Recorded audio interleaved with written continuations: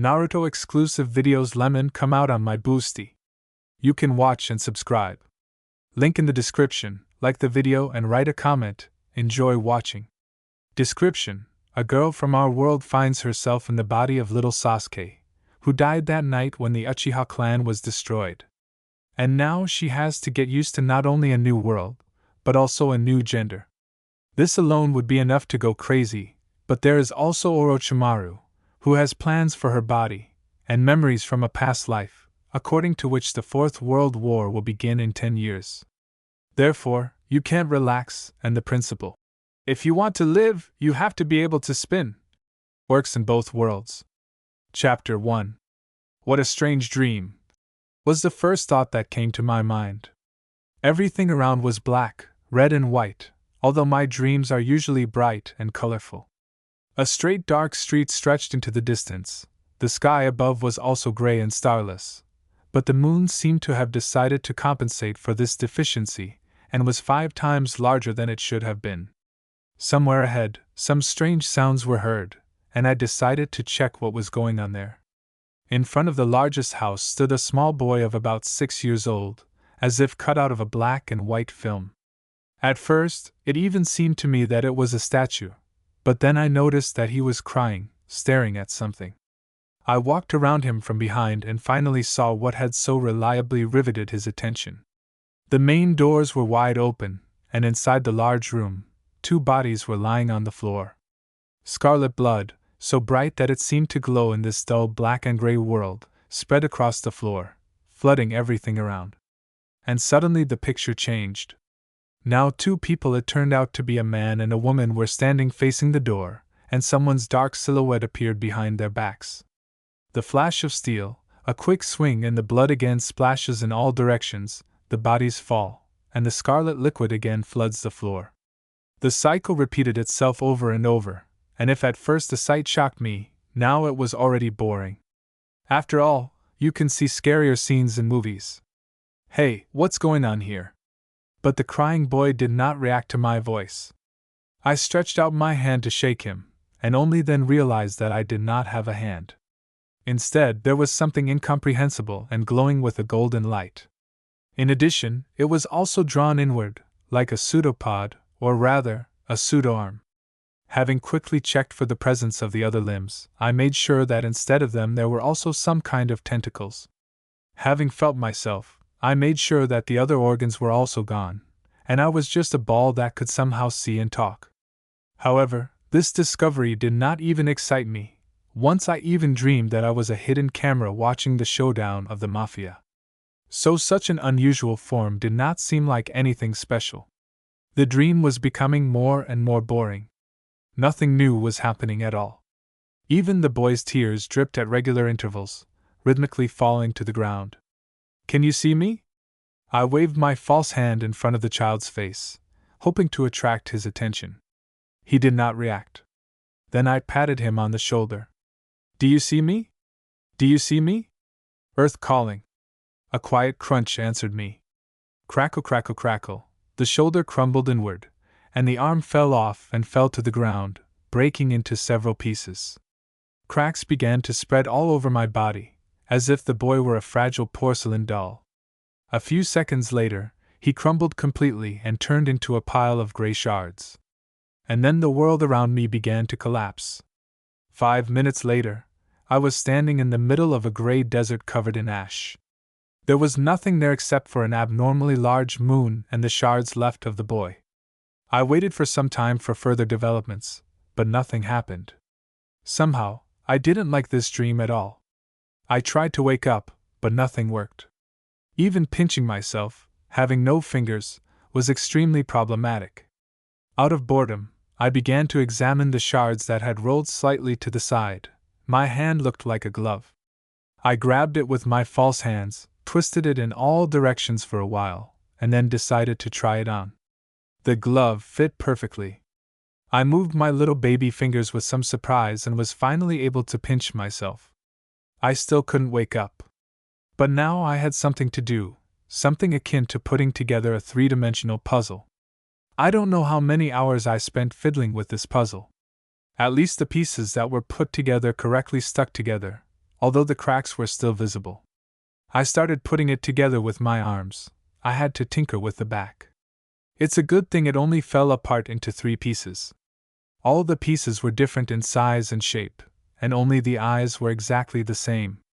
I had to put the head back together completely by touch. Fortunately, apart from the eyes, only one more small piece broke off, an oval one, in the center of the forehead, as if there should be room for a third eye there. Everything else was large enough to put the pieces together correctly, even without seeing them. But as soon as the last piece fell into place, it was like boiling water had doused me. Instantly, such a jumble of feelings fell upon me that I could hardly make sense of them.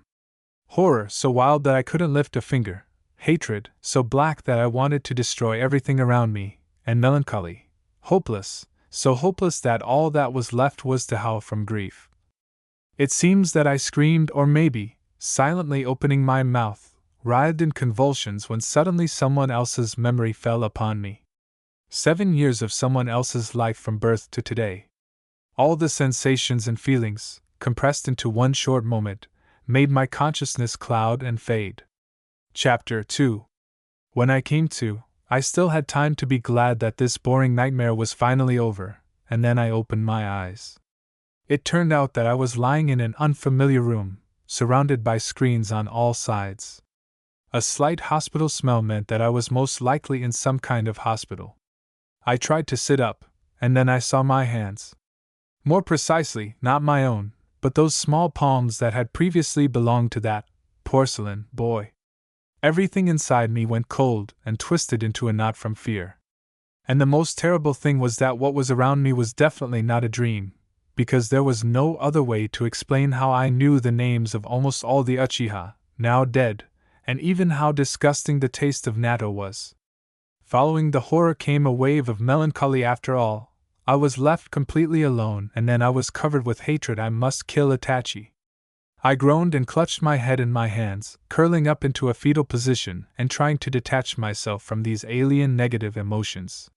For a while, I even started thinking of myself in the male gender and was truly scared that I could turn into a little boy, obsessed with hatred, not only externally but also internally. Enough! Enough! I screamed out loud, and suddenly all my senses were cut off. Even my sense of touch and smell disappeared. At least my sight and hearing remained. I hesitantly took my hands away from my face, expecting the attack to resume, but my emotions were in no hurry to return.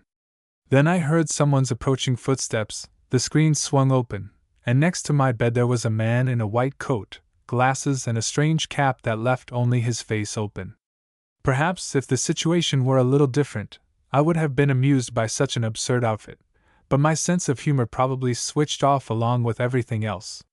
"How are you feeling, Sasuke-kun?" At first I wanted to ask how, in his opinion, a child who had recently seen his parents killed should feel, but I decided to limit myself to a neutral, normal.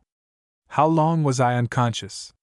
Addressing myself in the masculine gender slid off my tongue completely habitually. 2 weeks. A powerful genjutsu was cast on you, and it could not be removed from the outside. Here I thought that such news should have upset me, but since my emotions were as if frozen, I felt nothing and decided to simulate at least some semblance of feelings, just in case, squeezing the edge of the blanket. "Has the funeral already happened?" I lowered my voice and lowered my face.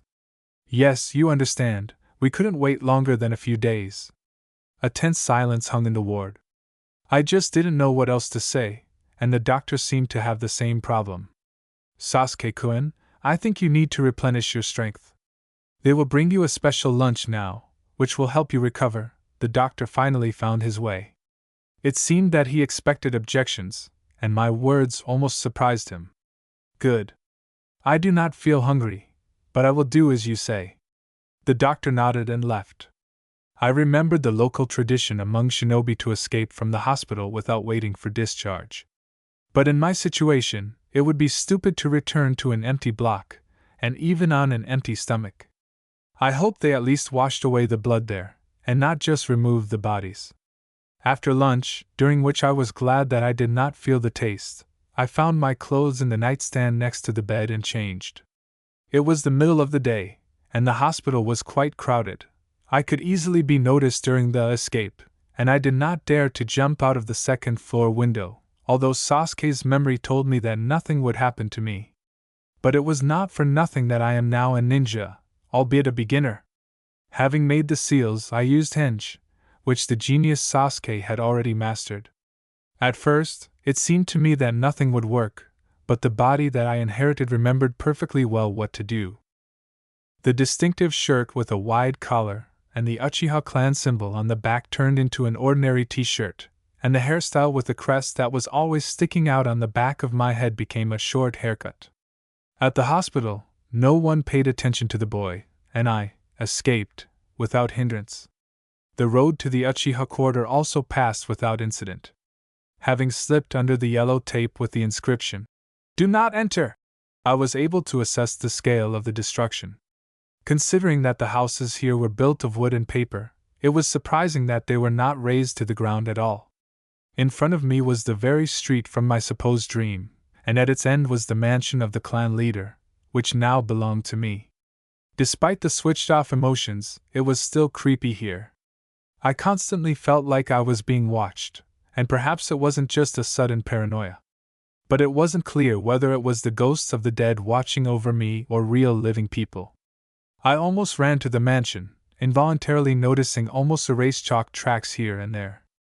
It looked like it had rained recently, and the blood was completely washed away, but some of the chalk that marked the position of the bodies remained.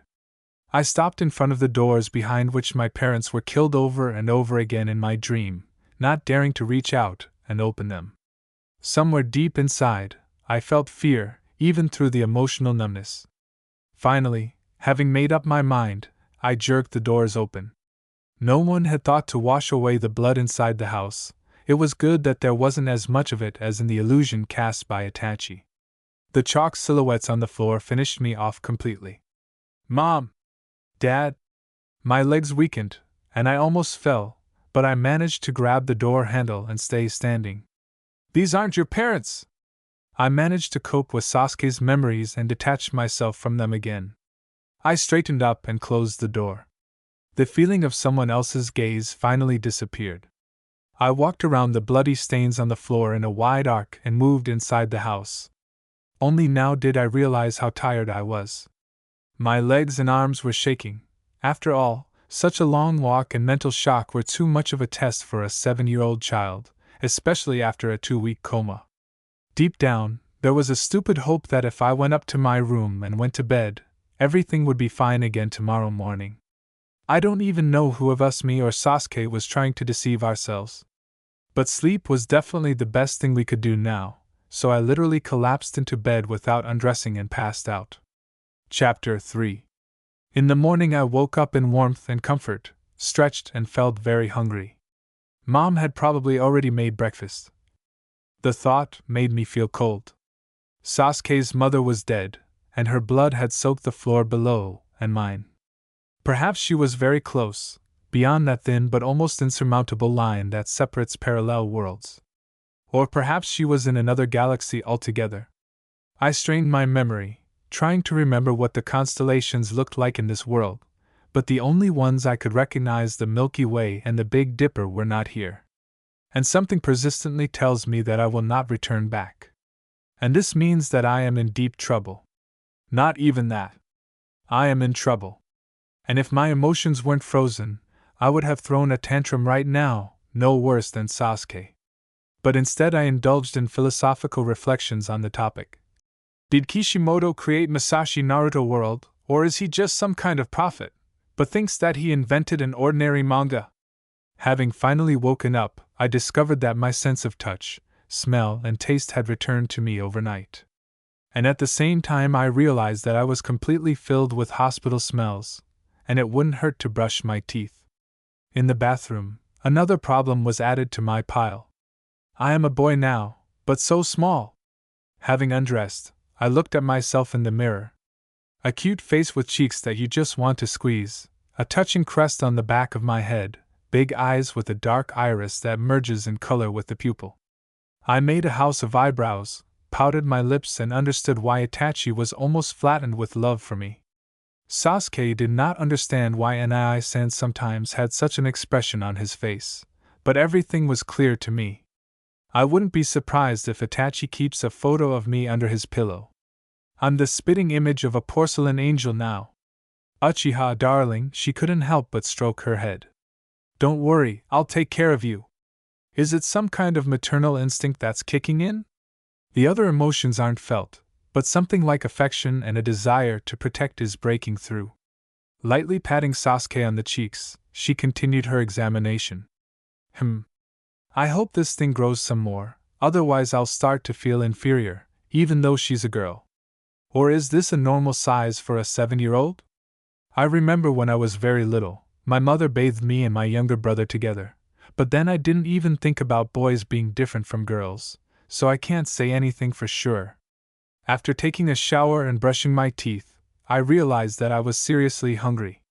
There must be something edible in the kitchen, although most of it had probably gone bad. Unfortunately, it turned out that everything in the refrigerator had gone sour. I had to spend a few minutes cleaning it up. Finally, having finished with that, I ran out into the fresh air, leaving the windows and doors open to air out the nasty smell. It was good that there was a garden and vegetable garden behind the house, where my beloved tomatoes grew.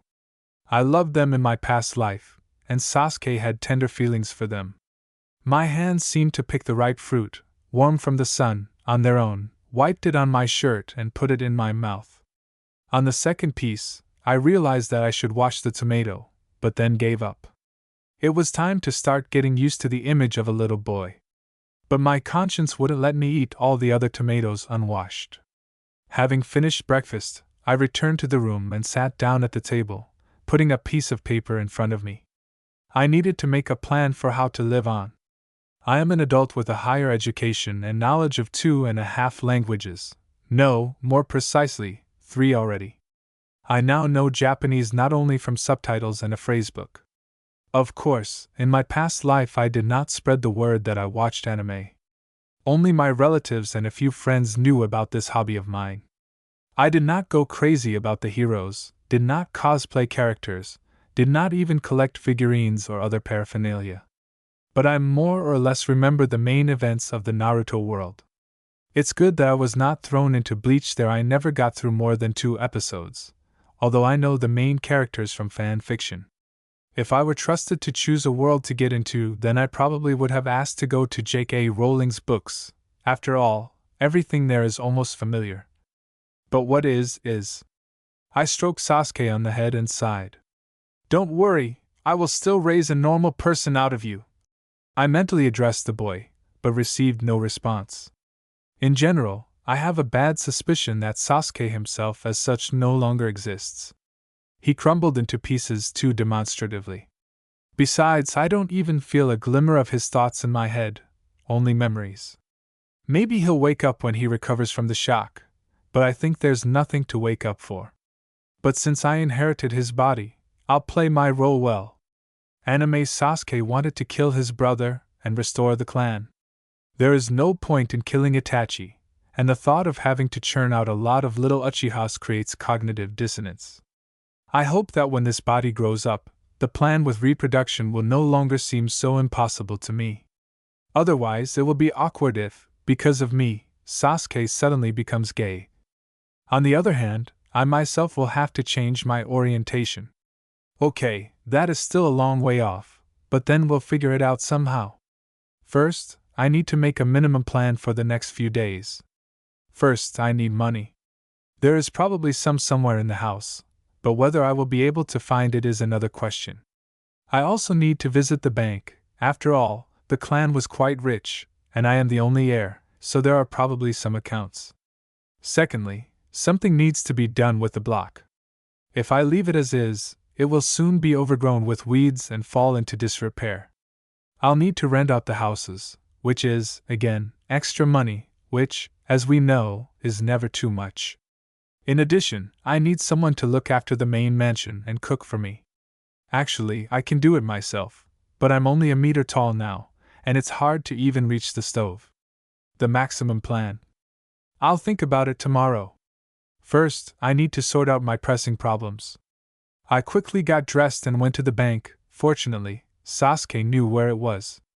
Whispers and strangers' glances accompanied me the whole way. Even the clerks at the bank looked at me with unhealthy interest. The man who was unlucky enough to serve me clearly felt insecure under the motionless, indifferent gaze of dark eyes on a childish face. In fact, I was simply tired of feigning any kind of emotion, and apparently it had an overwhelming effect on those around me. Uchiha-san, it seemed that such a polite address to a child was not easy for the clerk. I'm afraid I have bad news for you. Your father transferred all the funds to another bank a week before those sad events, so we have no information about them. Well, thank you, Daddy, you did me a favor. He was probably going to spend it on his damn revolution. And take it with him to the grave. And then it dawned on me. In this world, death is far from final, and with the help of Edo Tensei we'll probably be able to find out where Fugakudano put all my money. I just need to preserve his DNA. Fortunately, the pool of blood is still on the floor, but your personal account remained intact. He handed me a piece of paper and showed me where the amount was written. Sasuke was not very knowledgeable about prices, but even with his meager knowledge I managed to figure out that this money would be enough for about 5 years of a rather modest existence. The account was opened at my birth and has not been replenished since then. Oto-san, your score is growing. You might as well think about my future. But there is good news. Since Uchiha Itachi was officially declared a missing nin, his funds were confiscated and transferred to you. The news sheet showed a sum 10 times larger. Moreover, the bulk of the money was transferred quite recently, literally a couple of days before the destruction of the clan. Itachi and I-san, when I meet you, I will kiss you. You will, of course, be shocked, but I love you no less than the old Sasuke. With the same indifferent look, he folded the papers and put them in his pocket, then withdrew some money for pocket money. In addition, the clerk told me how to rent out empty houses. They even provided me with a special real estate consultant who told me everything in detail, chewing it over like he was chewing on a child. However, that was exactly the kind of person he saw in front of him. In the end, we signed a contract according to which he took on all organizational issues. And his services were not that expensive. Already getting ready to leave, I asked if he knew where I could hire a housekeeper. The man suggested his cousin and said that she would come to the main mansion that evening and help with dinner. All the business at the bank was settled in less than an hour, which made me incredibly happy. But as soon as I went outside, people started staring at me again and whispering behind my back. It was unpleasant. Perhaps, if my feelings weren't frozen, I would have been angry. But now I simply applied henge and hid the most noticeable features of my appearance. I had unexpectedly a lot of free time, so I spent part of it on lunch at a nearby restaurant, during which it occurred to me that I should visit the cemetery. It would have been too suspicious if Sasuke hadn't visited his parents. Half an hour later, I was already there and laid white lilies on the tombstones. The Konoha cemetery was impressive, mainly because of its length. Shinobi die very often, and living to 30 is already a feat. Now the desire to become a ninja, which was already very weak, dictated only by Sasuke's memories, has completely disappeared. But I simply have no choice. With this damned Sharingan that I inherited, I'm simply doomed to become a shinobi. Otherwise, Orochimaru will soon come and take my body for himself. It's not like I've managed to get attached to it, but I simply don't have another one. I felt hopelessness even through the emotional blockade. Kill people? Fight to the death? Train until I lose consciousness? I don't want to. My legs weakened, and I fell to my knees in front of my parents' tombstones and curled up into a ball. Only this time the emotions were only mine. Sasuke wouldn't have understood what the problem was for him. It was all completely natural. Sasuke-kun? A voice suddenly rang out above my head. I turned around and saw Kakashi, who in a few years would have to become the sensei of the 7th team. He seemed to think that I was crying, and was a little surprised to see a completely emotionless face and dry eyes. Are you okay, Sasuke-kun? And he made his signature smile with his eye. However, what else could he smile with, since the rest of his face was hidden under the bandage and the protector? For some reason, this was the last straw. My world had recently collapsed, and Sasuke's too, so why did anyone dare smile? You know, this is all, by and large, because of you. I suddenly wanted to wipe that stupid smile off his face. The Kyuubi got out of control, the fourth Hokage died, and my family was partially destroyed because of you. Kakashi's face instantly became extremely serious. What are you talking about? About nothing, I had already come to my senses. The only thing I needed was to lose my precognition, just because of words spoken out of anger. I'm just in a bad mood, so I decided to ruin it for you. Seeing the surprised expression on the face under the mask, I felt something like relief. As the saying goes, I did something nasty, but my heart is happy. Goodbye, Kakashi-san. The rest of the day passed rather dully. I scraped some blood off the floor and sealed it in one of the empty bottles found in the first aid kit. After that, I managed to switch off my emotions again, and even the lamentations of my new housekeeper Mito-san about the poor, unfortunate boy did not get on my nerves at all. The next day I had to go to the academy. Sasuke had already missed 2 weeks, he would have to make up for it. Theoretical subjects, like mathematics, were surprisingly difficult for 7-year-olds. I had studied this in the 4th grade. Sasuke was better than anyone in the class at sensing and controlling his chakra, but I was having problems with taijutsu. At least there were no sparring sessions today, but throwing weapons were clearly not working for me. Less than half of them hit the target. After 2 weeks of immobility, my body didn't obey as perfectly as before. Or was it just that my hands were growing in the wrong place? At least none of my classmates laughed. Everyone was in deep shock from such a terrible performance by my standards. Sasuke-kun, you must not have recovered from your illness yet, Iruka-sensei tried to smooth things over. You can't strain yourself yet. I shrugged indifferently. After classes, I returned to the empty training ground and threw these kunai and shuriken until the entire supply ran out. The results had noticeably improved, now only a quarter missed. They are training us to be assassins and spies, and cheerfully, and with a song. All these noisy kids will soon be sent to kill people, claiming that such is the will of fire. I stared with painful attention at the last kunai left in my hands, vividly imagining how it pierces someone's body, cuts skin and muscle, breaks bones. And I felt nothing. It seems that this time I overdid it, and turned off my emotions too well. My hand automatically threw the kunai, and it pierced the center of the target. My shoulders slumped. I simply have no choice. I will have to become a shinobi. Pacifists are not popular in this world. Itachi, for example, is a pacifist, but he was forced to wipe out his own clan and become one of the most wanted criminals in the world. I will have to train every day, although I have no idea how I will manage it. In my past life, I could not even force myself to go for a run, so now I simply cannot imagine how to force myself to exercise. My laziness is not an emotion, but rather an innate state of mind, and it is not easy to get rid of it. It already seems to me that it can outweigh even the fear of death. It was already evening when I finally collected all the scattered weapons. Walking past the empty academy, I heard the creaking of a swing and turned in that direction, guessing who might be there. Naruto. The boy, immersed in his sad thoughts, shuddered and turned to me. What do you want, Sasuke idiot? Naruto, because of his unruly, eternally sticking out hair, looked like a dandelion. Or a chicken. Suddenly, I felt something like tenderness, although a minute ago it seemed to me that all feelings were reliably blocked. It was similar to the moment when I looked at Sasuke's face in the mirror. Could it really be a maternal instinct? It was hard for me to imagine how the inhabitants of Konoha managed to hate this little kawaii boy. Naruto almost fell off the swing in surprise. For calling you a weakling and a loser, I explained. Unfortunately, Sasuke really did that. I'm sorry, I was wrong. In fact, you are very strong. Peace?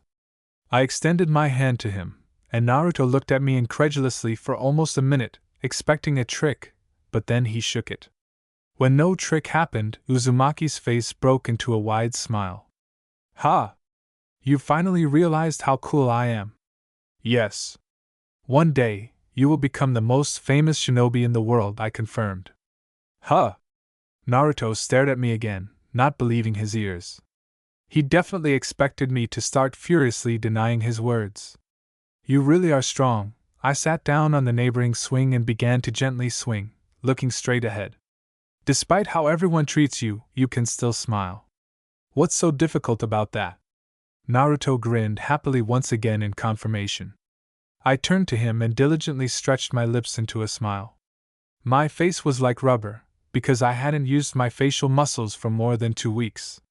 As you can see, I've forgotten how to do it. I even had to rub my cheeks with my hands to get rid of the feeling of foreignness. Ugh, that was creepy! Naruto exclaimed. Do you want me to train you? I do. Ha! Then get ready. Soon you will smile wider than anyone in Konoha. I looked at him doubtfully. In theory, this remark should have made me laugh, but I only felt an unfading affection. We swung for a while in silence, broken only by the creaking of the swing. At this time, I feverishly thought about what to do next. The desire to talk to Naruto was completely spontaneous, but I simply couldn't leave after the conversation and leave him here alone. The decision was obvious, and to hell with canon. My conscience hasn't atrophied and will definitely bite me if I leave everything as is. Naruto, are you coming to visit me? What? It seems that Uzumaki still hasn't gotten tired of being surprised. Tonight we'll have tuna onigiri for dinner, and tricolored dango for dessert. But you know, a lot of people have been killed in my neighborhood. Aren't you afraid of ghosts? I'm not afraid of anything. Naruto even jumped off the swing. Lead the way. You're so easy to dare. I also got up from the swing. What did you say, Baka? He said that you're easy to control. You're the same. And I do what I want, and he stuck his tongue out at me. Pff. I think I began to understand why Sasuke from the anime loved this short word so much. The road to the Uchiha quarter took about 20 minutes. Finding himself on a gloomy, dark street, where not a single lamp was working, Naruto shuddered and began to look around restlessly, apparently looking for ghosts. After Konoha, which was quite lively at this time, the empty clan quarter was truly creepy. And only in the main mansion was the light on. Young master, you are late today. I have already started preparing dinner. Then Mito-san, who came out to meet me, noticed Naruto, and her face distorted into a grimace of disgust. This is Naruto, I interrupted her sharply. My friend came to visit me. I hope you understand this, Mito-san? The woman's face changed expression again. After all, she received a decent amount for working for me, and she did not want to lose her job at all. As you say, young master. Let's go. Why are you standing there? I grabbed Naruto, who was frozen uncertainly at the threshold, by the hand and pulled him inside. Let's go, I'll show you my room. Yeah, he muttered. The boy looked dumbfoundedly happy, he even blushed a little. Only now did I realize that it was just because of one single word. After all, I called him a friend. Lord, how little a child needs to be happy. And who among the enemy shinobi knows that a Jinchuriki can be lured from Konoha not even with candy, but just with a kind word? Naruto will now turn himself inside out to prove that he is worthy of the title of friend. What am I doing? Without wanting to, I will tame him like a kitten, and the entire cannon will crumble like a house of cards. Although, why such a cannon, where a small child is abandoned to his fate, and even hated? If the butterfly effect really exists, then the future will change even if I just sneeze at the wrong time. So I won't even worry about it. Time will tell whether I'm right or not. Well, or Kishimoto Musashi, if he really did invent this world. So, it's decided, I'm taking Naruto with me. No one will definitely let me adopt him, but I hope at least they won't stop him from moving here. It's unlikely that Danzo and company will consider me a serious threat to the village's security, so there shouldn't be any problems from the Konoha leadership. And convincing Naruto would be a piece of cake. Wow, you have so many books. Have you really read them all? Naruto managed to look around my room and even touched the most interesting items: a raven statue on the table, a plush dragon, and an unusually shaped kunai. No, and before Uzumaki could happily exclaim that he knew it, I added, I've read 20 times more. That's a whole library. And you thought it was easy to be a genius? Rummaging through the closet, I found new pajamas. Here you go. What are these for? Naruto asked suspiciously. Well, you'll be spending the night at my place. I remembered perfectly well that he slept in pajamas and in such a cool cap, so, without giving him a chance to answer, I continued, we'll have just enough time to take a shower before dinner. I only washed myself the day before yesterday. But I have to every day. With these words, I shoved a towel into his hands and pushed him towards the bathroom. Can you handle it yourself? Or should I help you? I can do it myself. Naruto slammed the door in my face. 15 minutes later, we were already sitting at the dinner table. Fortunately, Mito-san's dislike for Naruto did not affect her culinary talents. Naruto ate his dinner so much that his ears were splitting. And it's not surprising, he had never eaten home-cooked food before, so ordinary onigiri probably seemed like food for the gods to him. His whole face was now covered in rice. This sight only increased the degree of affection in me. Eat more carefully, I handed him a napkin. Naruto realized that he had behaved rudely, and stealthily glancing at me, quickly wiped himself. Come, I'll show you something. Grabbing a plate of dango, I led him to the back door that opened onto the garden. It was already completely dark outside, large, unusually bright stars were pouring out in the sky, cicadas were chirping somewhere in the distance. The moon really was larger than on Earth.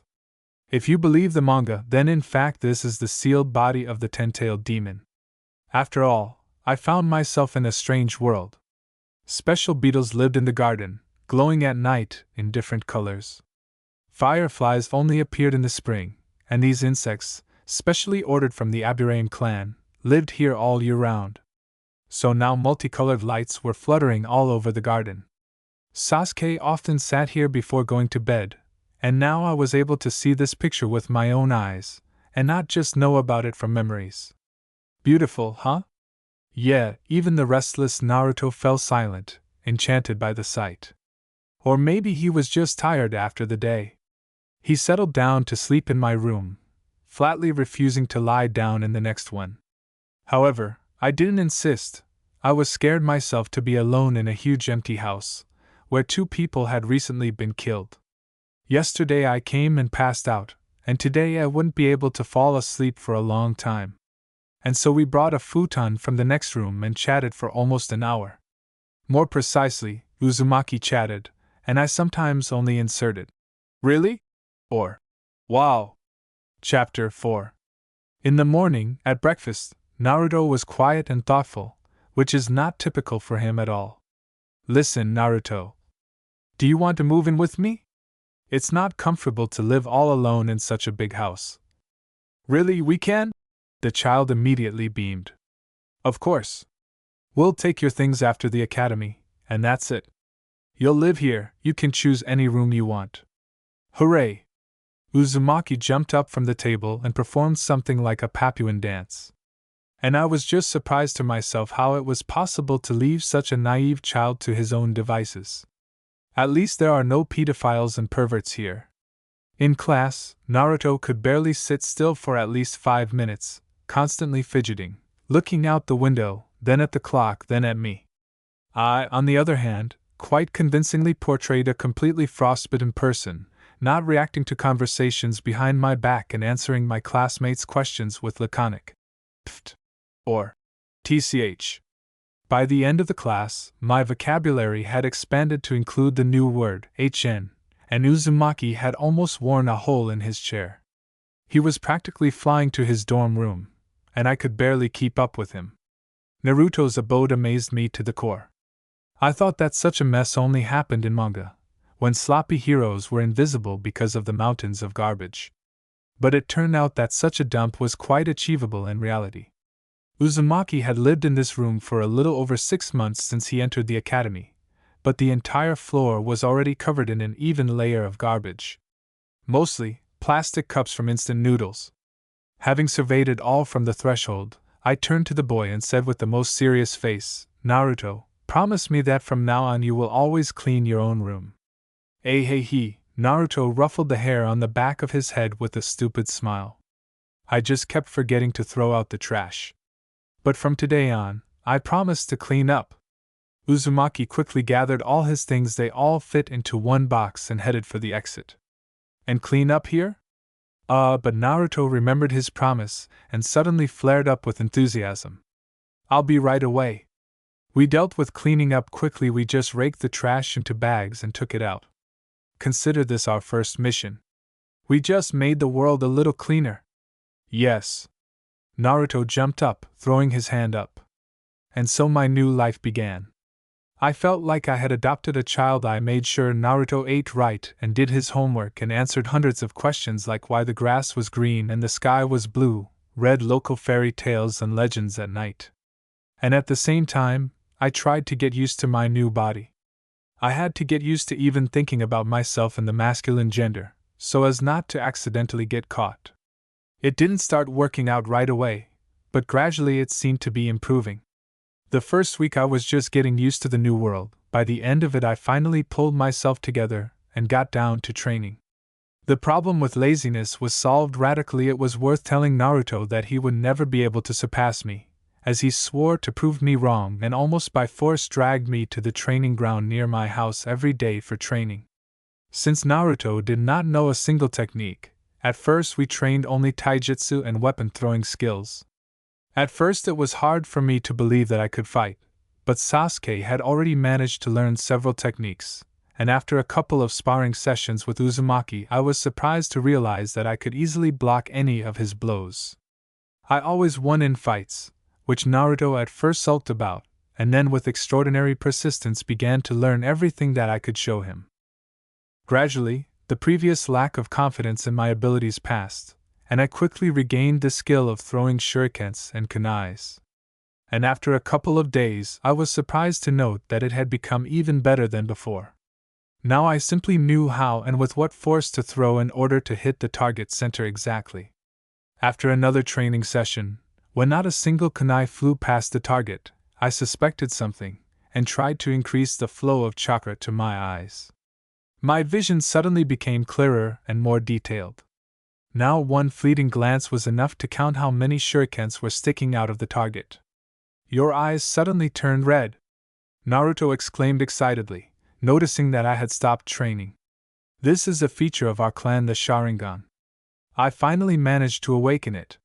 For a moment I regretted that there was no mirror at hand. "How many commas are there around the pupil?" "One," Naruto said after taking a closer look. I had to roll my lip. Otherwise I was already hoping that after such a shock, the higher powers could have given me 2 tomo. With the Sharingan activated, it was much easier to train. Now those incredible tricks of Itachi with hitting targets hidden behind obstacles no longer seemed completely impossible. But my joy quickly dried up. After 10 minutes of using even the weakest version of the Sharingan, it was as if sand had been poured into my eyes. I had to turn off the dojutsu and sit for a while, tightly closing my eyes, so that the itching would go away. Opening my eyes, I saw Naruto with a sad face examining the Konoha symbol folded from kunai stuck into the target. There were several more kunai sticking out nearby. It seemed that Uzumaki wanted to repeat my achievement, but he did not succeed at all. "I can't do anything, no matter how much I train," he said, upset. "Baka, I've been training almost every day since I was 4, and you only started recently and already want to surpass me? If you train hard, you'll be able to do it yourself one day." "Ha! Then I'll definitely surpass you." Uzumaki instantly perked up and began collecting the scattered shurikens for another attempt. "I feel like at this rate, I'll only be leaving here in a few hours." "Listen, Naruto, there's a secret to always hitting the target." "What? Some kind of cool technique?" The child perked up. "And what? So cool that you don't even need seals for it, just willpower. Watch carefully." I picked up one of the kunai and stood in front of the target. To hit, you need to feel how a thin invisible thread connects you and your target. You can't notice it, but it's there. And when you throw, you simply cannot miss, because the kunai slides along the thread and cannot jump off it. You don't even need to aim here, because the weapon is part of your hand. After all, when you point your finger somewhere, you don't aim, you just point, and it's exactly the same here. I threw the weapon, and it hit the target right in the center. Actually, I read about this method of teaching accuracy in some adventure book, where the hero was taught to shoot a revolver, and I didn't believe in its effectiveness at all. But with such motivation, the boy will be more interested in training. After all, this is a special, top secret technique. I get it. Naruto even jumped with joy. Well, hold on, Sasuke, I'll surpass you. Just in case, I moved away and sat down on one of the logs on the obstacle course, because usually when Uzumaki trained, sharp iron objects flew in all directions. My eyes still burned a little, and I massaged my eyelids for a while, hoping to get rid of the discomfort. Look, Sasuke. I took my hands away from my face and turned towards the targets. And the next moment, my mouth dropped open in shock. It was incredible. In the center of each of the targets, there was a kunai sticking out. Obviously showing off, Naruto threw the last one, and it stuck next to mine. I rubbed my eyes again just in case, but the picture did not change. I'm shocked, I muttered in Russian for some reason. What? Cool, I said. This is the first time I've seen someone succeed in the technique on the first try. Now do you see how important it is not to give up? Yes. Naruto happily rushed to collect the scattered throwing iron. And I continued to stare at the targets. It was one of two things: either that nonsense I was talking about invisible threads really works, or I'm a genius teacher. It was more pleasant to believe in the second option. The next day, Naruto amazed everyone during practical classes. Seeing everyone's amazement, Uzumaki declared that this was only the beginning, and soon he would become the coolest ninja in the world and, to boot, Hokage. On the first day after he moved in with me, I asked him not to spread the word that he was now living with me. And it seemed that rumors about the new place of residence had not spread yet, although I did not delude myself with the hope that no one would ever find out about it. At the academy, I tried to behave aloofly and did not communicate with anyone, even with Naruto. I warned him right away that I would behave like this, so he was not offended. In fact, I was just afraid that someone would notice how I talked to my peers too condescendingly, like an adult. After all, pretending to be a child in front of the naive Naruto and in front of experienced shinobi are two completely different things. After class, I approached Hinata. After all, she also owns dojutsu and probably knows how to get rid of the unpleasant consequences of its use. I hope she will tell me how to at least remove the burning sensation or train endurance. Hinata-chan, can I talk to you for a minute? The girl clearly did not expect that I could address her, but nodded and was embarrassed. She is very quiet in general. I couldn't even remember if I had heard her voice before. My Sharingan has recently awakened, and there is no one to tell me how to use it correctly. So I decided to ask you how to prevent my eyes from getting tired so quickly. Are there any exercises or anything? I can bring you a scroll tomorrow that describes eye exercises. I think they will work for the Sharingan too, the girl answered quietly. Thank you, Hinata-chan, you will help me out a lot. Can I treat you to something at the cafe as a thank you? No. Hyuga blushed. I just want to help you, no need to thank me. After that, I went to the school Melanin with the same question. He couldn't tell me anything specifically about the Sharingan, but he gave me a method with which ordinary shinobi develop visual acuity, and added that it certainly wouldn't be superfluous. In the evening, I also rummaged through the clan library, which was located in the basement of the main estate. I also found something useful. The next day, adding the scroll I received from Hinata, I summarized the information. All three sources contained both general information and their own nuances. In addition, in my past life, I had poor eyesight since childhood, and the ophthalmologist also told me about eye exercises. Having summed it up, I made a training plan morning, afternoon, and evening. If I somehow manage to stick to it, then soon I will pump up my eyes so much that I will be able to lift weights with them. But I know myself too well. I simply do not have enough willpower to work out every day. With a heavy sigh, I dropped my head on the plan, and then my gaze fell on Naruto, who was enthusiastically coloring the second meter of the scroll with colored pencils. Now he has enough stubbornness and willpower for 10. Naruto! Come here, I have new cool training. Of course, Uzumaki immediately flared up with enthusiasm, but when he saw the list I had compiled, he immediately became bored. You just don't understand anything. Look! I put a book of local legends in front of him, open to the page about Rikudo. Sannin. Do you remember what I read to you about him? Eyes like his are called Rinnegan. So, before his death, the sage divided his power between his two sons. He gave his eyes to the eldest, and he later became the founder of the Uchiha clan, and the younger one got the Sennin's will, and he founded the Senju clan. But the clans were constantly fighting among themselves, and so gradually there were fewer and fewer people in them. Now only Tsunade remains alive from the Senju, and me and Itachi from the Uchiha. However, several of the Senju's closest relatives also survived the remnants of the Uzumaki clan. What? Is there such a clan, the Uzumaki? Yes. More precisely, there was. It was almost completely destroyed during the Shinobi World War along with the hidden Whirlpool village, where the Uzumaki lived. Some of them survived, but were scattered all over the world.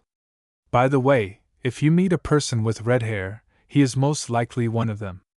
The clan was also famous for its incredibly large amount of chakra and extraordinary lifespan. That's it. I downloaded the child. I noticed Naruto's fixed gaze and shook him by the shoulder. So that's why I told you all this. I continued, having gained his attention. You and I are the descendants of Rikudo Sannin. In my family, his eyes were passed down from generation to generation, in yours willpower. And this means that we can both get the Rinnegan and become as great a shinobi as the Sage of the Six Paths. And he didn't even lie much. Theoretically, the Sharingan can be developed into the Rinnegan, but only the Uchiha managed to do so Madara, and the second owner of the dojutsu was Nagato Uzumaki. So there is a chance. Tiny, barely noticeable, but somewhere in our genes sleeps incredible, almost divine power. And if it does not work out to awaken it, then as a consolation prize, excellent vision will remain. Naruto froze again. I had just started collecting scrolls and books from the table, when the boy suddenly jumped to his feet. Let's go! Where? I did not understand. To train. Let's do it tomorrow morning, I began, but Naruto almost forcibly dragged me outside and did not calm down until we did everything that was on my list. Even after that, he wanted to repeat it again, but I barely managed to convince him that excessive stress can damage your eyesight. Well, I could only be glad that the problem with the dojutsu was solved. I hope that now the second tomo will appear in my possession earlier than the Canon 1 Sasuke, and from there it's not far to the third. Chapter 5.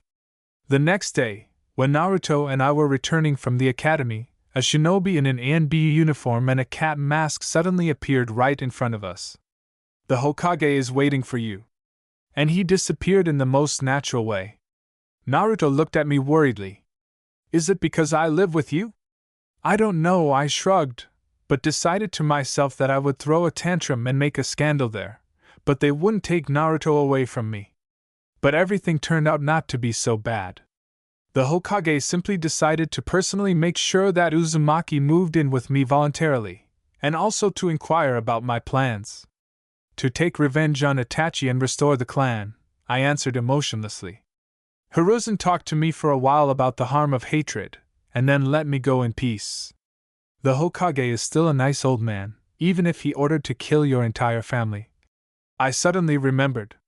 Gradually, life got back on track, the academy, training, homework.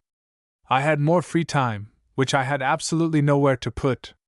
I've already read almost half of the clan library. Fortunately, there's very little information in the scrolls, let alone in a book. And finally, I came across a method for increasing the amount of chakra. It consisted of 2 parts, strengthening the spirit and strengthening the body. And if taijutsu helps with the body, then the spirit also needs to be trained with intellectual games, memory improvement, Meditation. Sasuke knew how to meditate, but only at a basic level, that is, he could feel the chakra inside himself and speed it up or slow it down. But Naruto couldn't do all these tricks with chakra. He was the only one in our class who hadn't managed to feel it yet. He's too restless and active, and here you have to sit in one place for a long time and not even move. Looks like I'll have to use an old trick and pass off meditation as something incredible. Naruto! I have a new cool technique. First, I had to tell who the hermits are and why they're so cool. And then tell him that I found a description of their training in one book, and now we will do the same as they do.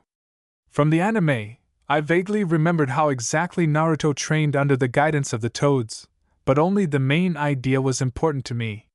Since there were no sharp mountain peaks at hand, I had to make do with what I had: a board and a small cylindrical bar. It turned out to be something like a swing, on which you had to sit as long as possible. Sasuke's body had an excellent sense of balance, so I coped with this task easily. It took Naruto a little longer, but he also mastered it. Then it was supposed to start meditating, continuing to balance on the board, but Uzumaki had problems with this. However, I was sure that he would overcome them. I myself easily entered the desired state and was now studying what my chakra was. And then a pleasant surprise awaited me. It became almost 4 times larger, although there was a strong bias towards the spiritual component. However, this is not surprising. My mind is now different, and it cannot be compared with the consciousness of a 7-year-old child. That's where the good news ended. I still haven't managed to break into my inner world, but I feel like I need to visit it. These problems with my emotions, which sometimes disappear completely, sometimes cover me with the force of a tsunami, probably come from there. Perhaps if I see myself from the inside, I will be able to figure out what the problem is. Having returned to consciousness, I saw that Naruto had finally managed to enter meditation, and now he was surrounded by streams of chakra, so powerful that they were visible to the naked eye. Yeah, and I was still glad that I now have a lot of chakra, but compared to what Uzumaki has, mine is a drop in the ocean. However, energy, like money, can never be too much, so Naruto will increase the volume along with me and learn to control it too. No, after all, I am definitely a genius teacher. At the academy, they struggled with Naruto for 6 months, but they still didn't really teach him anything. And he's only been with me for a couple of weeks, and he already knows how to throw kunai perfectly, knows history quite well, which I often passed off as bedtime stories, and now he's learned to meditate. These lazy chunin who pose as teachers need to be kicked out of school. I can replace them all alone. In my past life, I couldn't even dream in a nightmare that I would ever train every day. In the morning, at lunchtime, and in the evening, and sometimes just during the day. Often I wanted to give up everything and sleep longer, or read books, or in the end just lie on the grass in the garden, but Naruto dragged me out to the training ground every time. And there, willy-nilly, I had to work on myself. Naruto was progressing very quickly, and I couldn't relax, so that he wouldn't overtake me.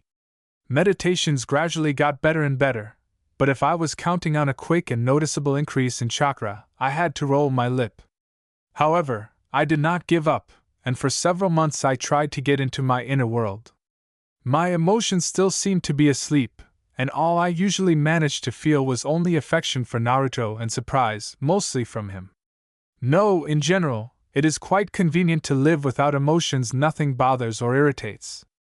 Although it does not particularly please me either. In a state of complete calm, I did not want to do anything at all. But if I still forced myself, I could continue until complete exhaustion. Now there was almost no time left to study the library, but sometimes I managed to carve out a couple of hours for this. I still cherished the hope of finding the shadow clone technique. The Uchiha can copy any jutsu, and at least someone should have seen this brilliant invention of the second Hokage. But so far I have not come across anything. It's a shame, because clones could speed up training many times over. Naruto had also shown progress in meditation. At least he no longer glowed from the chakra thrown out when he tried to influence it at least a little. He learned to speed it up, but that was where our success ended. Neither he nor I had yet been able to perform one of the simplest techniques taught at the academy. It was extremely annoying. After all, I can create a huge fireball, but some useless illusory clone just doesn't work for me. Naruto and I still had very weak control, so much so that even before training with running through trees it was like walking to the moon. We had to be content with a simplified academic version and buy a lot of balls made of special glass that began to glow under the influence of chakra. Now we constantly carried them around with us, trying to light them. Naruto even fell asleep with them sometimes. And finally, persistent training brought results. For the first time I managed to perform the illusory clone technique. Naruto, inspired by my example, was able to use a replacement and henge in just one day. Only he, as in canon, could not create illusory clones. His relationship with illusions was generally rather strange. Perhaps because he was a Jinchuriki, or perhaps because of his character and willpower. He could not cast them himself, but Genjutsu had little effect on him either. Despite all his academic success, most of the academy's students continued to consider Naruto a loser or a joyful idiot, at best. The overly noisy and restless Uzumaki constantly got into trouble or attracted the negative attention of teachers, for which the other children often teased him. And Naruto himself was too good-natured to gain respect by force, beating up the particularly witty ones. However, these taunts did not touch him that much, because I told him every time that they were simply jealous of his abilities. Children often are cruel and even not realize this. In general, Naruto was like a small puppy, restless, playful and friendly, who was just trying to pounce on someone to lick as a greeting. I confess, having learned to do henge not only on myself, I often created dog ears and a tail for him without him noticing. Uzumaki later asked why I had such a strange face, but I couldn't tell him that I was just crushed with affection. The empty Uchiha quarter was gradually filling up with new residents, because almost all the houses here were in good condition and rent was relatively inexpensive. And Konoha, although it was called a village, was still more like a small city, and there were plenty of residents dreaming of their own home.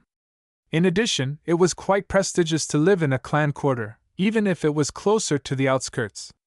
And such a small drawback as the violent death of all the previous residents could be forgotten. Now, almost a year later, it was not scary to walk around the quarter in the evening. Lanterns were burning everywhere, people were walking, and even a few shops were open. Only around the main mansion some houses were still empty, because they were the largest and most expensive, and there were no tenants for them. This suited me completely, as they say, fewer people, more oxygen. Only the settlement of the quarter had its downsides. Most people were hostile to Naruto.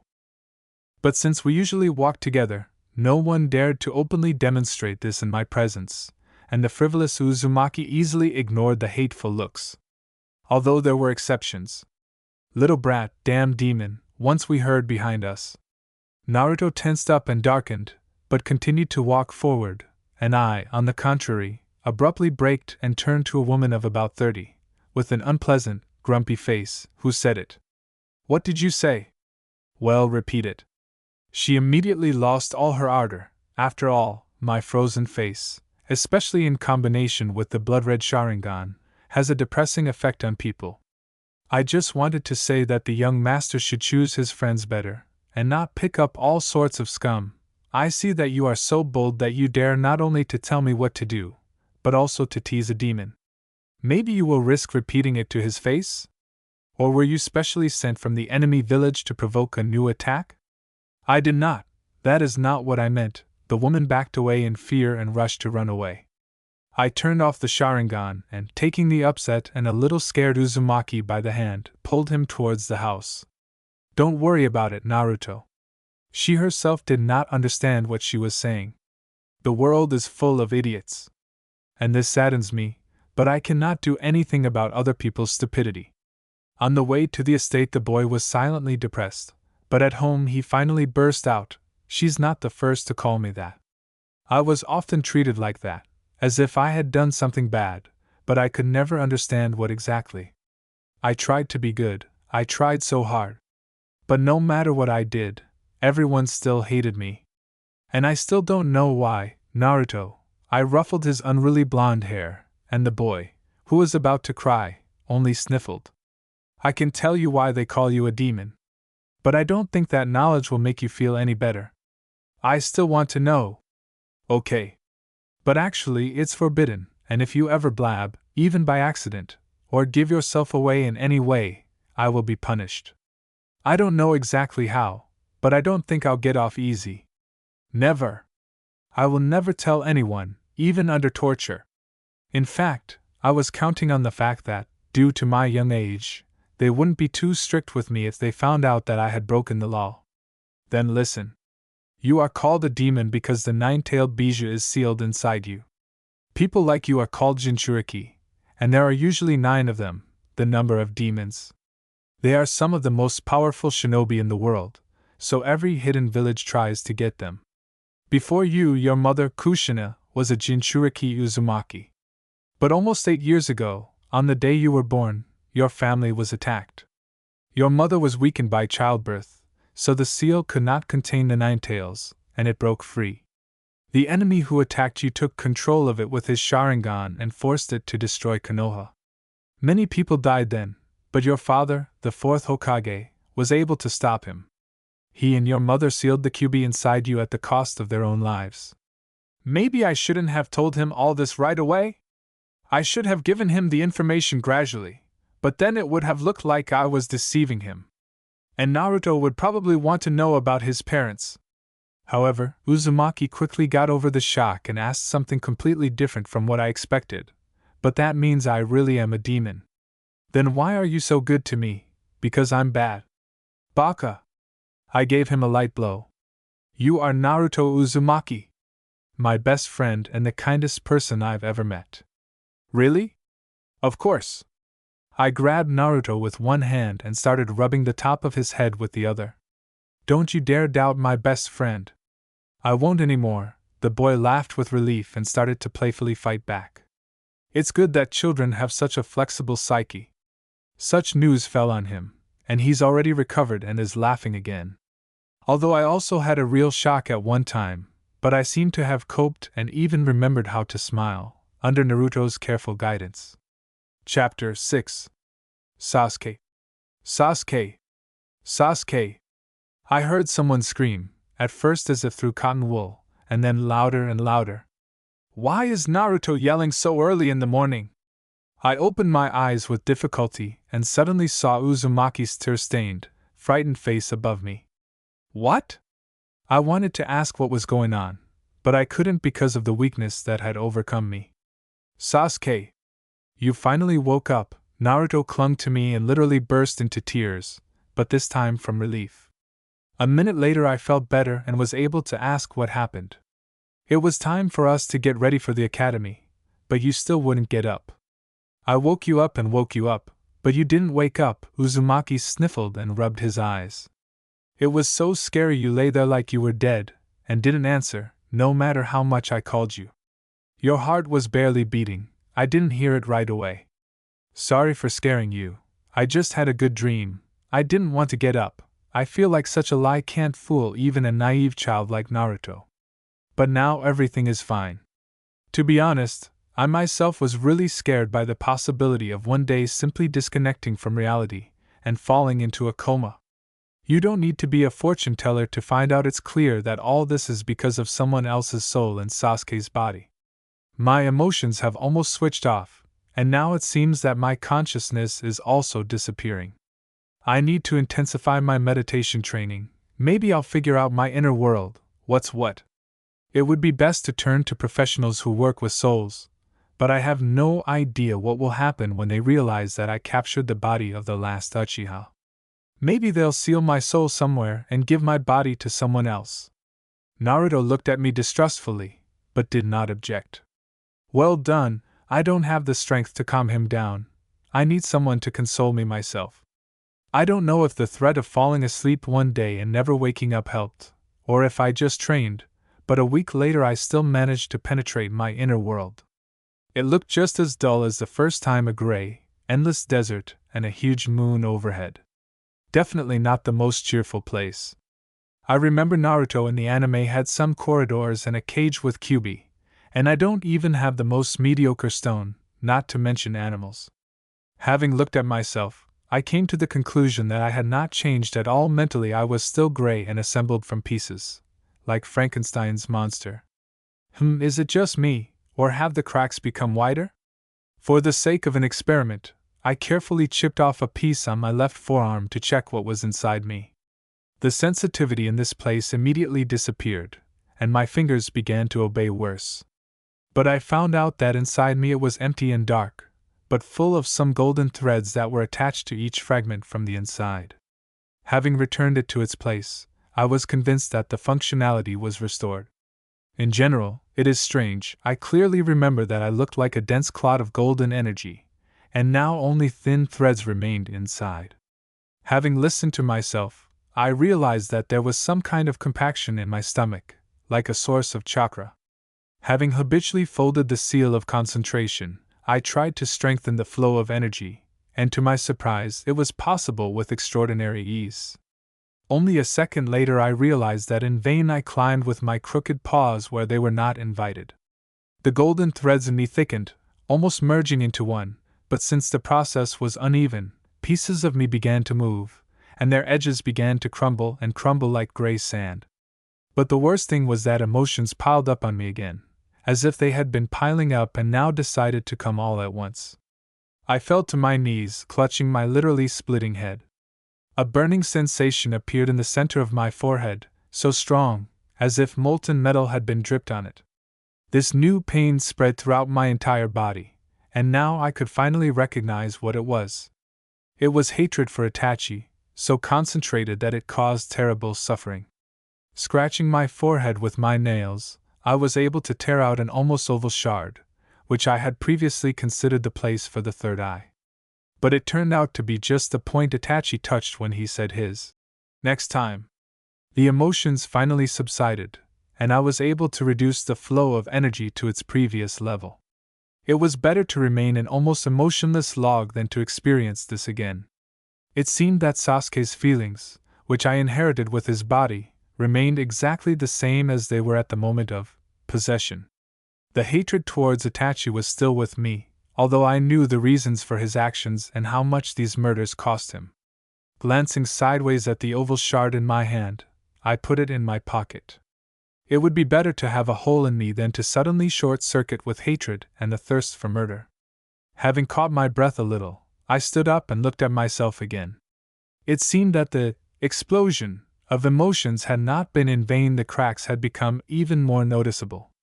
Now I would have to make sure that this does not happen again, otherwise I would turn into gray dust. Brrr, what a terrible prospect to be stuck here forever. I glanced at the deserted landscape again. I wish there were some dunes or rocks, but there was absolutely nothing for the gaze to catch on to. The surface was flat as a table. I wonder if it is possible to bring something from the real world here? As far as I remember from the anime, chakra can definitely be stored here. Take the same kyubi, which is made of it. Maybe I should try it too? I squatted down, and holding my palms above the ground, began to release Tenketsu chakra. Here it immediately took the form of water, although my elements were fire and lightning.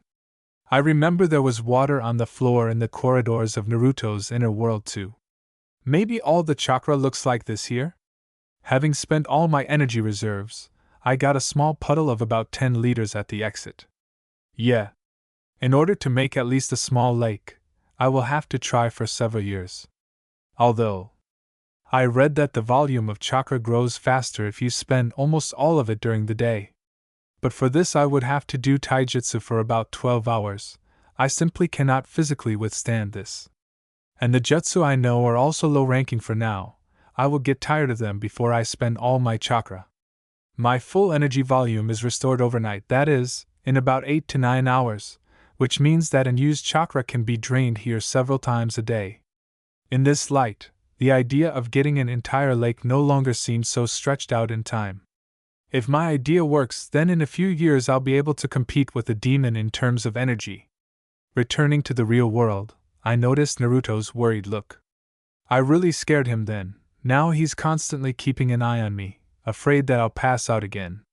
However, I'm afraid of the same myself, so I don't mind being watched. I still haven't solved the problem with my mental trauma, but the nightmares that used to constantly torment me have almost disappeared. Before, I dreamed every week about Itachi killing my parents or chasing me, and Naruto woke me up when I started screaming and mumbling something unintelligible. The most offensive thing is that in my dreams I felt emotions to the fullest and didn't remember that they weren't my father and mother, or my brother. And although in reality I felt almost nothing, I still shook for some time after what I had experienced. I clung to Naruto as if he was the only thing that could save me, protect me from the ghosts in this big empty house. Uzumaki was uncharacteristically tactful at times like these, silently allowing himself to be used as a teddy bear. After I pulled the shard out of my forehead, these nightmares never came back. Now the worst thing I could dream of was a huge tomato monster trying to devour me, or that I forgot the answer and got the worst grade in the academy. Everything went fine for the next 6 months, and then I had another attack of disconnection from reality. But Naruto was able to get through to me and pull me back again. Although such a stubborn person as Uzumaki would raise the dead, I had no doubt about that. But there was good news. I finally found the shadow clone technique. It was found where I least expected it, in the hiding place with the Rikudo plate. There were several scrolls with the highest techniques for the Sharingan there, so I only glanced at them briefly and left them until better times, until the second tomo hatched. But I had already finished sorting out the clan library, and had jotted down a list of which jutsu should be learned first, so I decided to look through everything else. It was just great. Now training can be sped up several times, and in general, clones are an amazingly useful thing. The scroll with the technique was kept together with the most secret jutsu Uchiha because having a small reserve of chakra, you can miscalculate and spend it all on clones, thereby earning severe exhaustion, or even die. But Naruto is definitely not in danger, and in my inner world a huge pool of chakra has already formed, large in area, but very shallow. I think now exhaustion is not scary for me. As in the canon, Uzumaki mastered the technique in literally a couple of hours. My success was not so impressive, especially since now Naruto in the plural was jumping around and teasing. I had to use my secret and most powerful jutsu. Eyes like a cat from Shrek. Uzumaki was struck dead. From such a shock even his clones dispersed. Before that, he had only seen my completely emotionless face or rare weak smiles, and then suddenly such a test for the psyche. Naruto even apologized. He really thought that he offended me. It took a long time to convince him that everything was fine. By the evening I had finally mastered the clones, and created 6 of them on the first try. Having told Naruto that they could pass on their accumulated experience to the original, I sent them to train in his place. Inspired, Uzumaki created almost 100 copies, but had to disperse almost all of them. So many people simply did not fit on the training ground. The clones had only one drawback: you can't pump up your body with them, just like your eyes. So I still had to train in taijutsu and do exercises myself, although new options appeared here: a fight against several opponents, or wall to wall. Now, at the end of each week, we arranged something like an exam for ourselves. We created as many clones as possible and arranged a battle for survival. All against all. In this case, it was possible to use training kunai and shuriken, as well as weaken explosive seals. Since it was harder to kill Naruto and me than the copies, it was natural that we won. But to do this we had to first destroy almost 100 opponents, and without distinguishing whose clone was whose. After such training, we both lay flat for some time, trying to come to our senses. But there was also a lot of benefit from such battles. When you are killed in a short period of time in many different ways, willy-nilly you learn to dodge. Now Naruto could successfully resist my initial Sharingan, and in secret he almost never lost to me. And I, although I had previously seen and even predicted all the enemy's movements, finally began to have time not only to notice them, but also to block them. Now at the academy they usually put us in sparring matches against each other, because we were the best. By the way, I had already begun to gain popularity with the female half. Every now and then, from all sides, I could hear an enthusiastic "Sasuke-kun!" I felt a little uneasy about this. They weren't even 9 yet, and they were already looking at me with hearts in their eyes. But in general, I was constantly surprised to note that, despite all my interventions, the events were not much different from the canon. For example, Naruto still had no friends, because most parents forbade their children to communicate with the little demon. And Uzumaki still saved Hinata from bullies, and since then she blushed just from looking at him. And of course, the most important proof of the immutability of history is the orange suit. Naruto saw it one day in a store and fell in love at first sight. And who am I to interfere with such strong feelings? And now Uzumaki looked like a clockwork orange. But not the one in the movie of the same name, but the most natural one. As if a motor was inserted into an ordinary orange started, and now it jumps, rolls everywhere and rings. Chapter 7. The next stage of our training with Naruto was walking on walls and trees. On the first try, either of us managed to run up more than 2 meters vertically. Uzumaki was about to attack, but I stopped him and created 6 clones, because in the canon we spent almost a week on this exercise.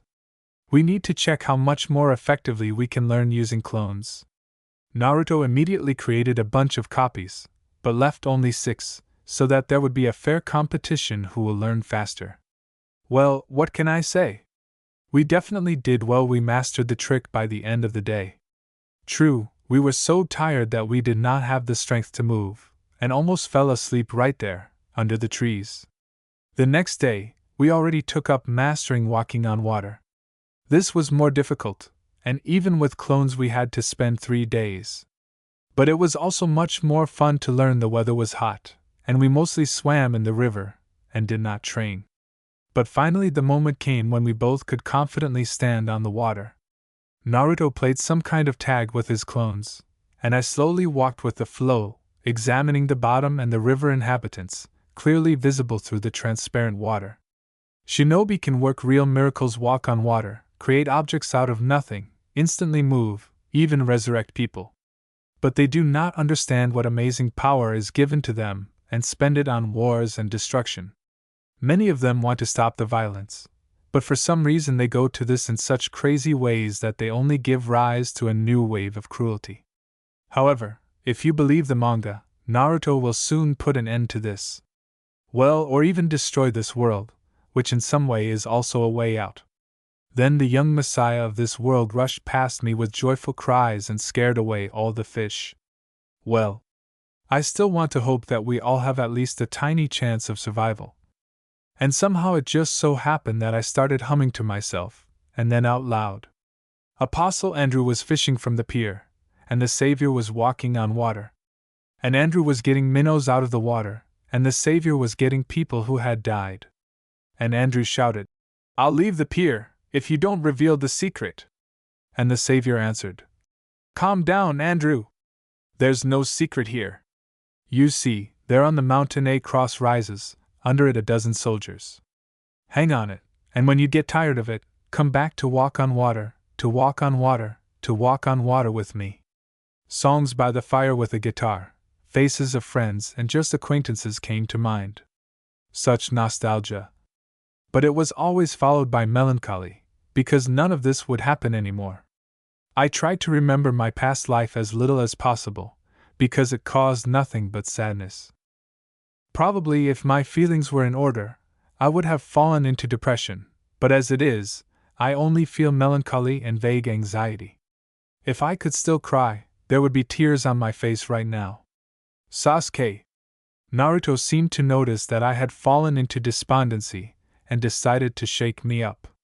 What kind of song was that? A song about walking on water. And what kind of language was that? I didn't understand a word.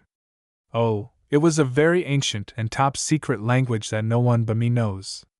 By the way, yes, I dug through 2 libraries, the clan and the academic, and did not find a single mention of countries like Rus, the Russian Empire, or Russia.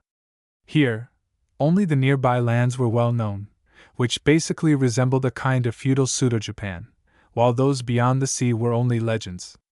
As far as I could tell, the local language also resembled Japanese, but with a touch of English. Take the same rank names, A, B, C, D, E, S. Cool. Naruto distracted me from my thoughts. I also want to know the secret language. Great idea. You and I will most likely be on the same team, which means we will have to develop our own system of gestures and symbols anyway. The secret language will come in handy. You will hardly learn it all, and it is not necessary, but we will be able to use it for encryption. Great! Naruto happily jumped up and, losing control of his chakra, fell into the water. Release chakra with your hands too, I advised the floundering Uzumaki, and grabbing him by the collar, helped him back to his feet. Another day later, we arranged something like an exam. Together with the clones, we organized a mass 2-hour race. Moreover, the main condition was not to turn off the straight line. Even if a rock or a huge tree stood in the way, you can't go around the obstacle. One of Naruto's clones won, but I think he was just lucky and there were fewer obstacles. And then we all practiced holding on to vertical surfaces in unusual ways, for example, with an ear or a butt. The Uzumaki had fun as best they could.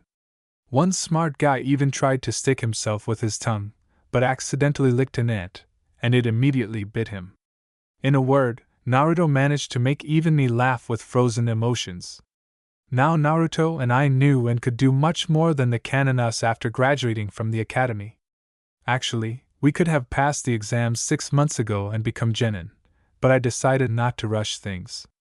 Itachi graduated from the academy at the age of 7, and at 13 he had already become a captain in NBU, but it did not make him happier.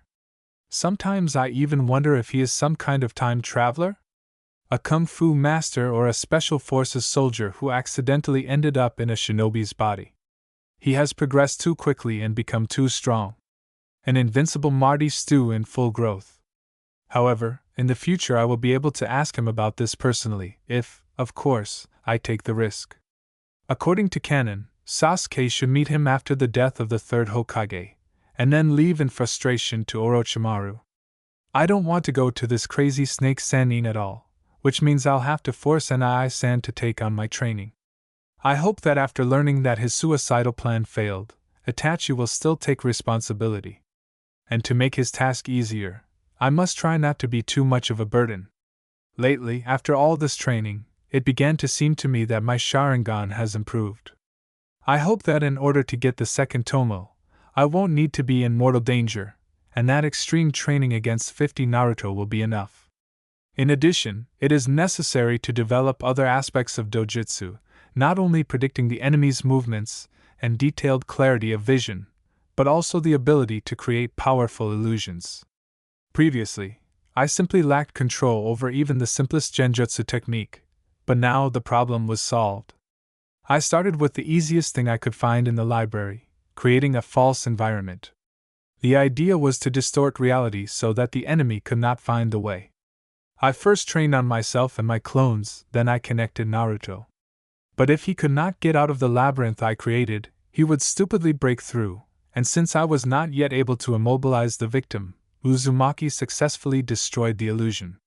For some time I struggled to master this technique at an excellent level, but then I decided to go the other way and invent something of my own. I took as a basis the illusory clone, which is taught to create at the Shinobi Academy. In fact, the technique is extremely useless. An incorporeal clone can only fool a genin.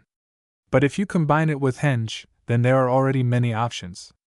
The most obvious application is the creation of creepy incorporeal ghosts that can stick their heads out of the wall at night and scare you half to death. I did not test this thing on Naruto, he is already afraid of ghosts, and I myself was a little scared when a pale horror loomed over me from the darkness, even though I knew that it was created by me. However, an ordinary shinobi cannot be scared by such nonsense. Even all sorts of toothy and spiky creatures as if straight from hell will not be able to help against most opponents. But an image can affect a person's consciousness in other ways. There are such phenomena as snow blindness, the 25th frame, and light epilepsy. Remembering from the past world an anime that caused seizures, which I still risked watching at the time, I created several flat, incredibly bright images of Pokemon and made them fly around me.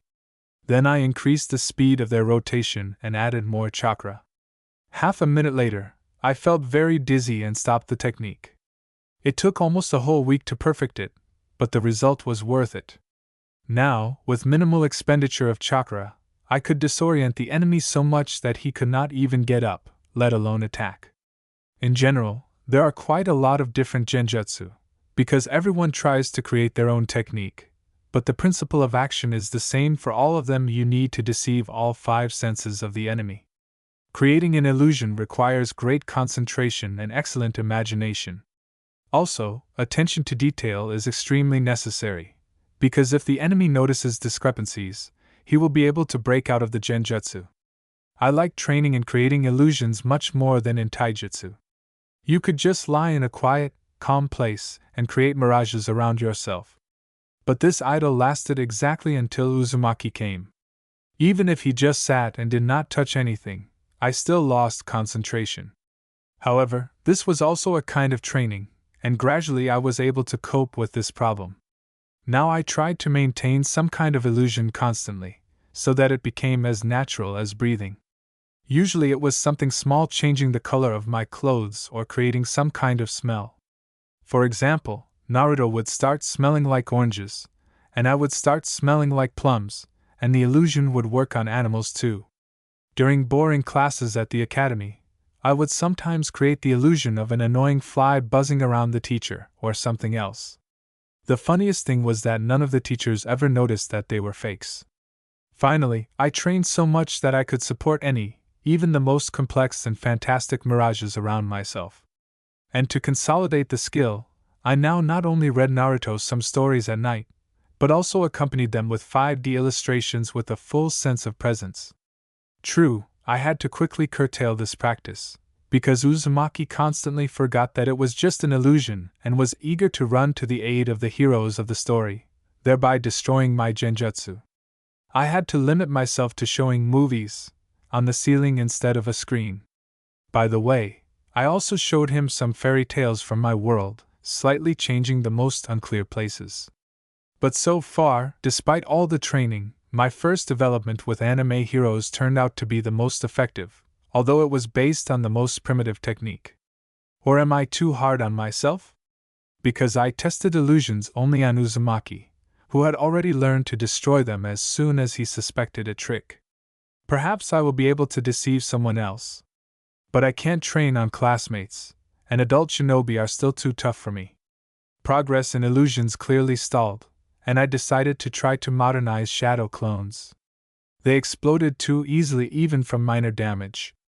I would not have received a bruise from such a blow, and they dissipated. Having carefully watched the destruction of copies with the activated Sharingan, I noticed that they burst like balloons. In this case, most of the chakra splashes out, and the rest returns to the user. Having tried to create something like partitions inside the clone, I was convinced that now, with a slight injury, only the part of the clone that received the blow burst. And accordingly, the more partitions there were inside the copy, the stronger it was. Now the creation process became more complicated, and required concentration no less than genjutsu. And everything would be fine, but such clones could not use techniques. I had to think about how to fix this shortcoming. In the end, I decided to make them something like a chakra circulation system. This complicated the creation even more, but they could use chakra again, although worse than the hollow ones. And the whole problem was that I only had a rough idea of Kirakukiai, which I had only seen in pictures and books.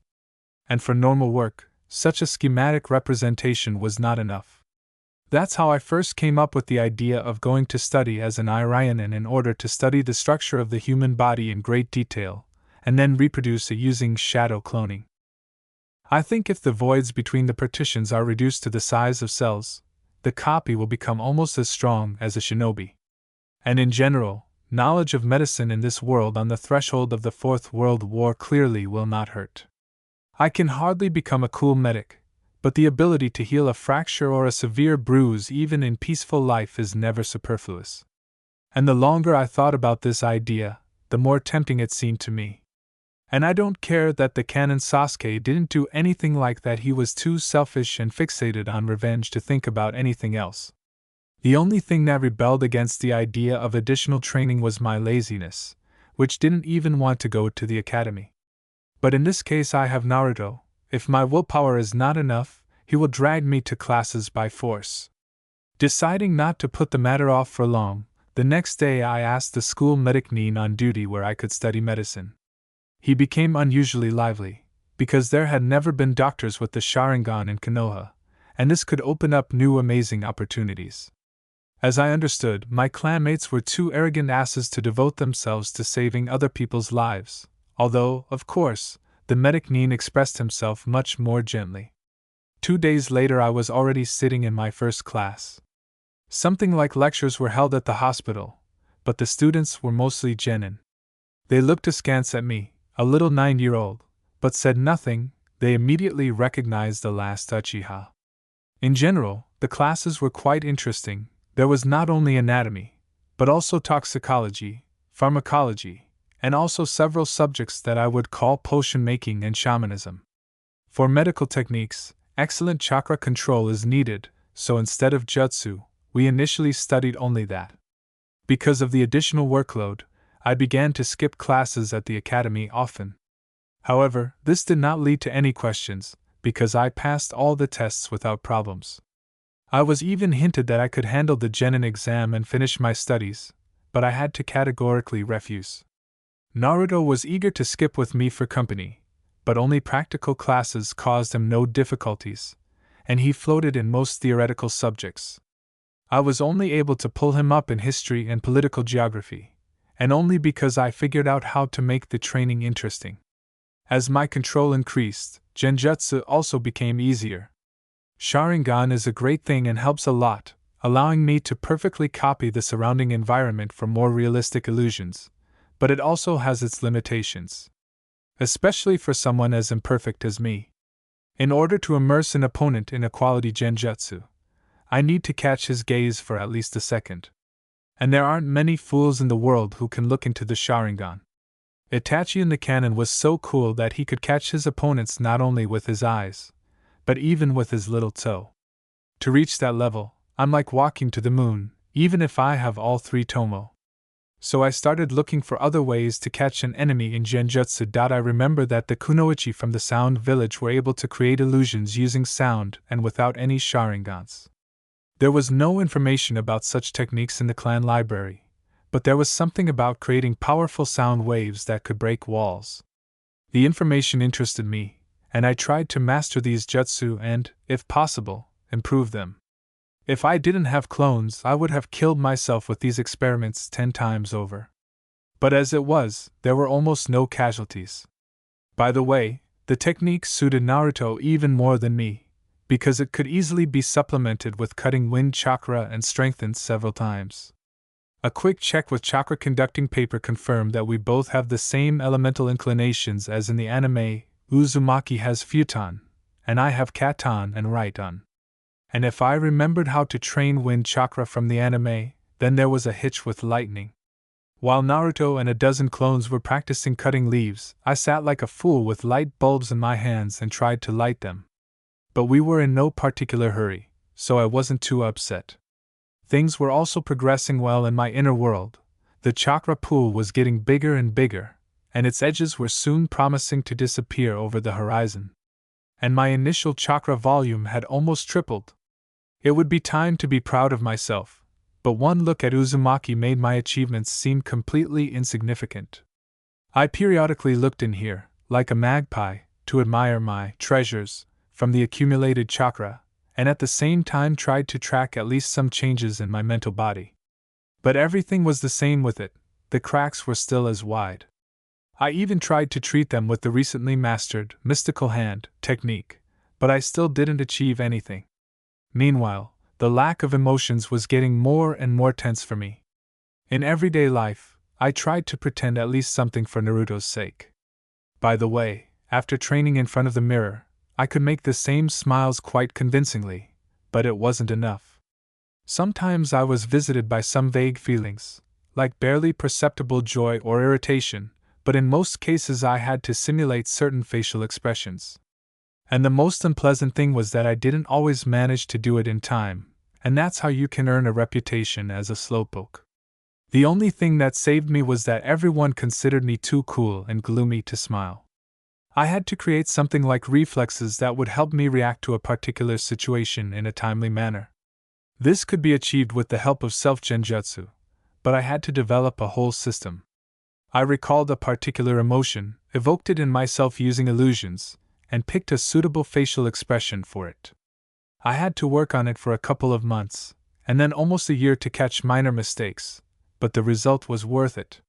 Gradually, the self-genjutsu system became so tightly intertwined with me that from the inside it began to look like a thick golden net, located just under my crippled mental shell. Little by little, I became so familiar with it that it became a part of my body, and no longer required attention to maintain. But despite all the advantages, I made small changes almost every day. The process was somewhat similar to programming yourself. If someone said this, then react like this. If this happens, then do this. However, at first the system failed, and I would suddenly laugh out of nowhere, or suddenly get angry, so I had to build in something like an emergency shutdown button. Luckily, all the punctures happened when only Naruto was around, and he, thank God, did not have a habit of asking awkward questions.